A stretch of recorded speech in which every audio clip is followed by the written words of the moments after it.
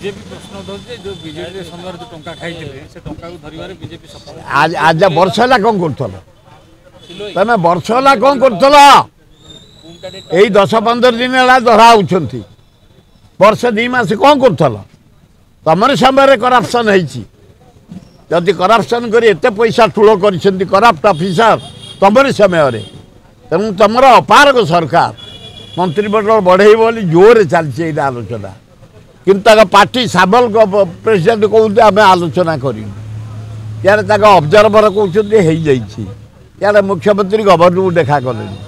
यार मंत्रिमंडल थरिले यार कहते अपारग मंत्री काढ़ू आ तेमे तो निजे अपारग तब सरकार अपारग तेणु भक्तदास अनास्था प्रस्ताव आनी आलोचना चली जदि नवीन पट्टनायक राजी हो जाती 10 जन एमएलए ऑलरेडी डिसाइड कर सारे 5 जन एमएलए आसवे मंत्री हे कोआलिशन मिनिस्टर हम बोली चली चर्चा मेट हम बोली चली मुझे से कथा राहुल गांधी कहे हगड़े कहे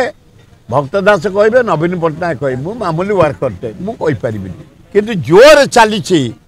मंत्रिमंडल परिवर्तन हम अनास्था प्रस्ताव आसब नुआ मंत्रिमंडल हम।